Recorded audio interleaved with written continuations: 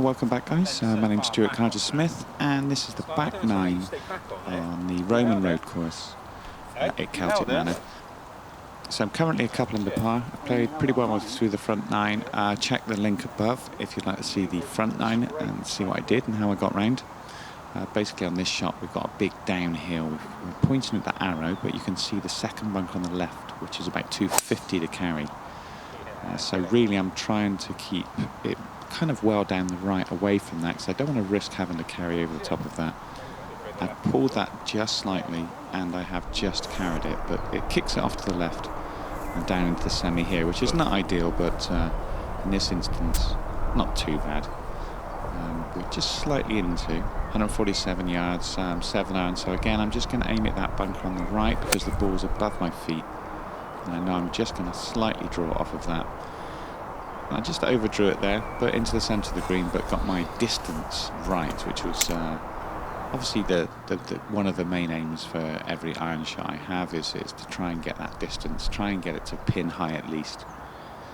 It's as important as everything.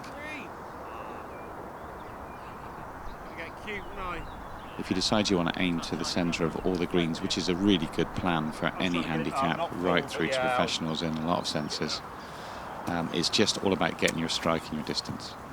But this is a fairly long birdie putt. It's obviously very much an outside chance to try and get this one. And left it just slightly short, but from 30 feet, that's not too bad. I feel fairly confident about knocking this one in straight out the slope. So no real dramas on this first hole. And away to a nice kind of steady settler downer. Maintain 2 under par. Now this is a really tough par 3. I always think it's a tough one because it's just on the limit of my 3 iron, and so I've always got to aim into the jewels. There's 2 bunkers up there either side. I always try and keep it below the trees, just because as soon as it gets above those trees it starts getting thrown all over the place. Generally speaking, when I'm on my limit I pull it just slightly, and I've gone into the bunker here.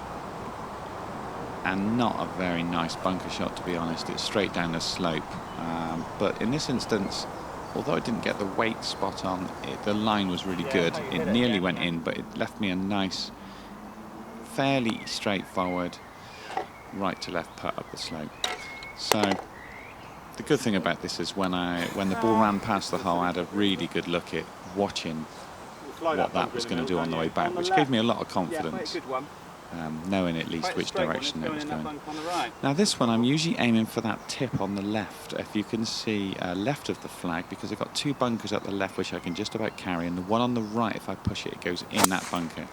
So I'm trying to get it either a draw off the middle of the fairway, up the middle, or just trying to go for that little tiny point on the left and fade one. So in this case it was a draw, which is the perfect shot, but you've got to be kind of swinging fairly good to get a nice high draw, because it's quite easy when you're trying to force a draw to hit it a little bit low.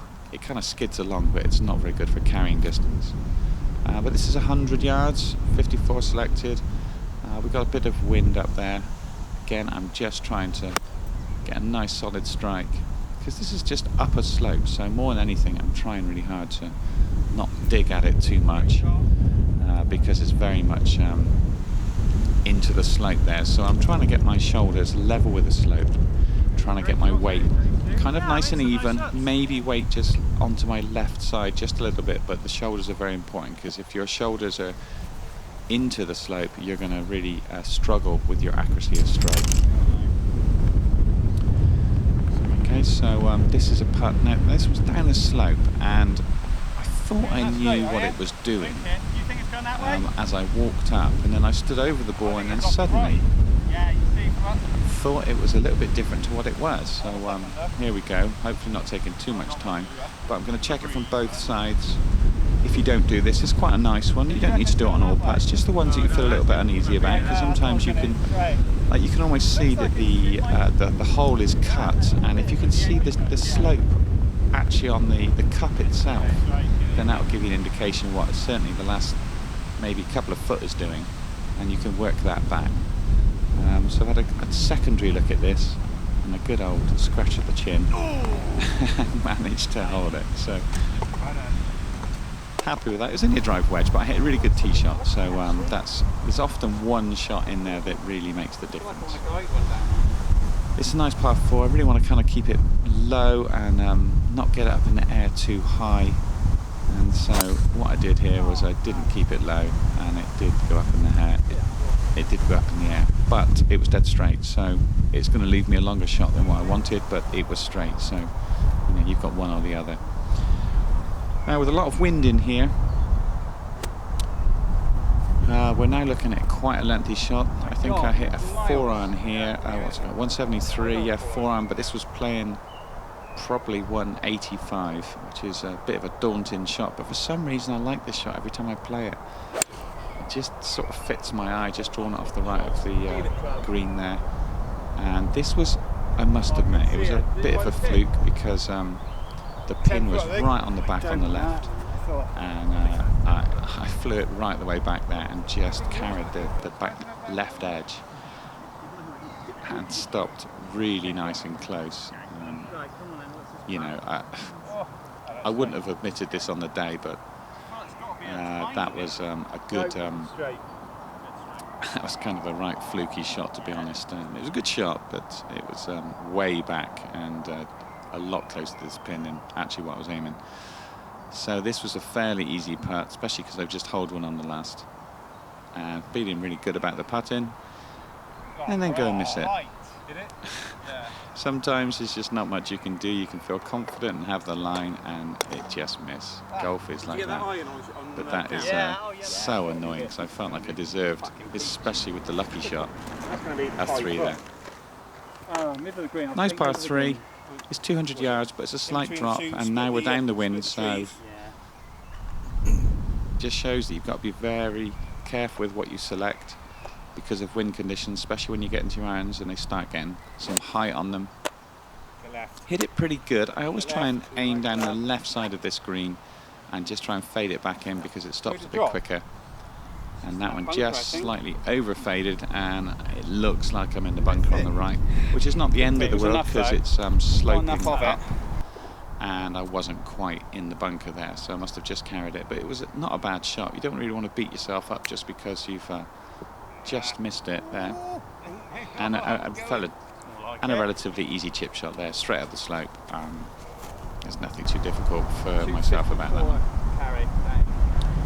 Okay, this one, I've got these 2 bunkers down the left. The second one on the left I can't carry, so I'm just thinking I want to try and keep it on that arrow line, keep it nice and straight up the middle if possible, possibly a little bit lower because I'm back into the breeze again.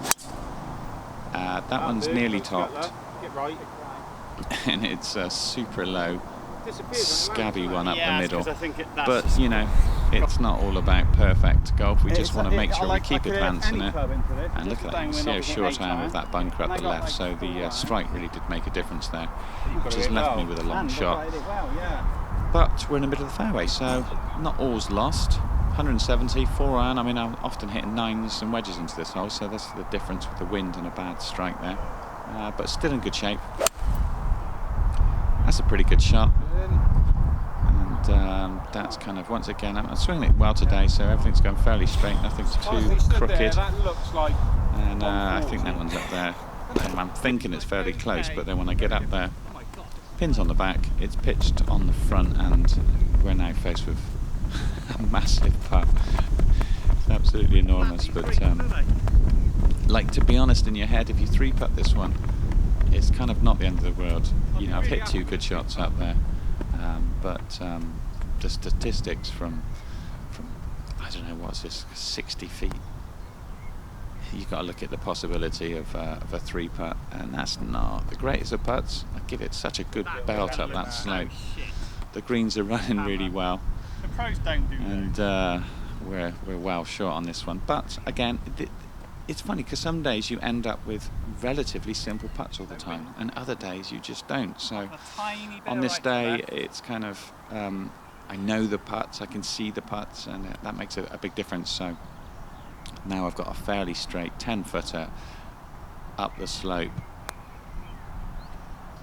Oh, And that one just snuck in there. Tried his hardest However, to get out. yeah, like I said, it did try its hardest to get out. But that one went in and I saved my par, which I'm quite happy about. It's kind of all about momentum, this game as well. Just it's mental momentum. It's hard to say. But it's all about how you feel and how good you're feeling. So sometimes you can drop a shot and not feel bad about it because you've hit a few good shots or you saved from dropping a double. So it's all about tricking your brain into thinking this is all going well. 140 yards, 9-iron. Pins kind of back left. Oh, there's a massive slip there. It's a strange one. I don't know why I do that, but every now and again I get quite a big slip. But because I've played golf all my life and I've hit many shots, I'm often able to save those shots with my hands. And that was not pretty, and it looked like I'm going to need a chiropractor after it. But I did save it and managed to get it up to here, which left myself a bit of a slidey birdie putt down the slope. That is the most outrageous That's the most ridiculous turn. That's crazy. One-legged, like when was That's over? absolutely when crazy. have I ever blocked it? So here we go. 4 under now. This is fantastic. We're on to the 17th. I'm just running up a 4-iron, just trying to get it up there and leave myself a wedge. Again, I've just hit that and absolutely pants. But there's a road up there and it's bounced off the road and it's run up to a perfect position, so it turned my 160 yard 4-iron into a 200 yarder and left me a wedge in, which is luck again. 109, 54, it's not too bad. I mean, we're up the hill again, but this is like I wouldn't imagine I would miss the green from this point. The pin is on the left, so I've been a little bit ballsy there and gone for it.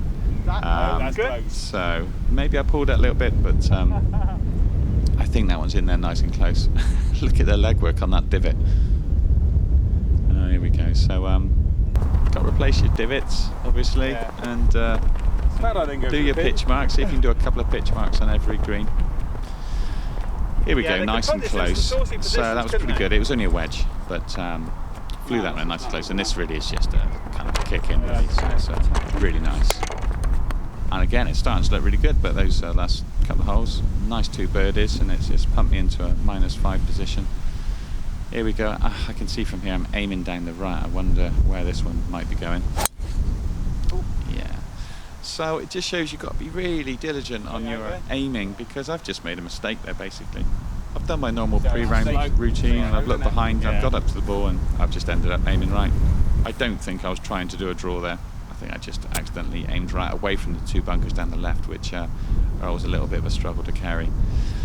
174, it is a good lie, but again, on our shoulders, sloping with the slope, so you're going to go, you're going to move your right shoulder down when you're going up a slope, which enables you to clip it off the top. And I've hit a good shot in there. There's 2 bunkers just short of that green. For some reason it does fit my eye. I'm used to being over that side. I'm quite often over there on that bump. Here we go, I'm doing my pitch marks as best I can. I always like to do a couple on each green if I've got the time. It just makes a huge difference, especially if they catch your eye. It's like leaving a huge piece of rubbish in the middle of the green if you don't repair it. But oh look at me go. Maybe I think it's karma. Maybe I think if I do 4, the karma might repay me and enable me to hold this putt. But anyway, this is it's kind of a slopey putt, this one, and it's one that can run away from you when it gets past the hole. So it's always worth to kind of just be aware of these various things. I do want to get up to the hole, give it a chance, but I know it's got plenty of break, and don't go crazy with it. So it'll be a horrible time to drop a shot, but a good time to pick one up.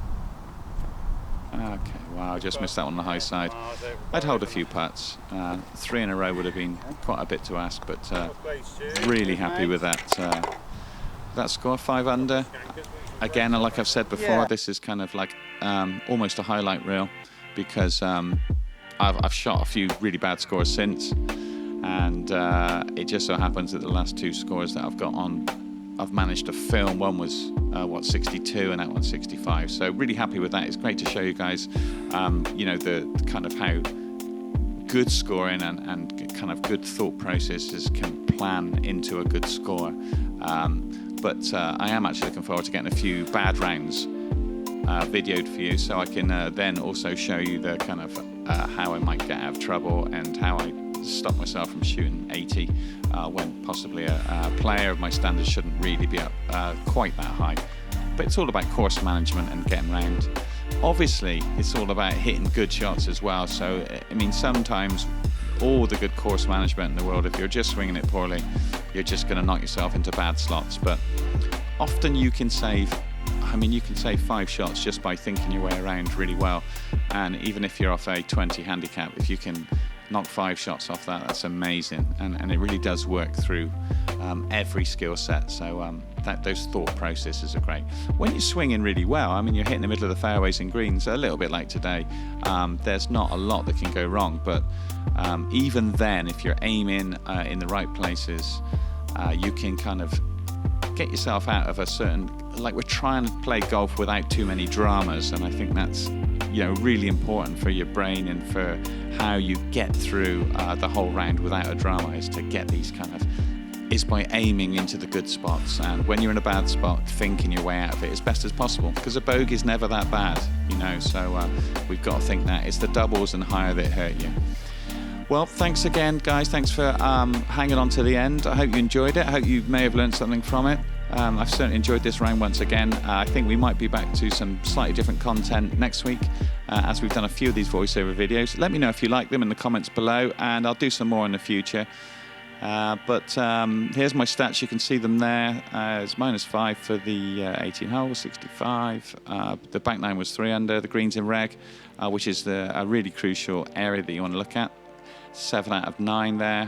Fairways hit 5 out of 7. That's pretty good. And the ones I missed were only just, so they weren't sort of lost balls or anything. And that crucial up and down stat, 2 out of 2. I think that's an absolute vital one for you guys out there, is to try and get more up and downs. Less 3 putts, more up and downs, and with very little fixing, a bit of course management, you'll knock loads of shots off your score. So thanks again for dropping by, and if you like this content, remember to drop it a little thumbs up to keep me happy, and subscribe if you're not already, and I'll see you guys next week.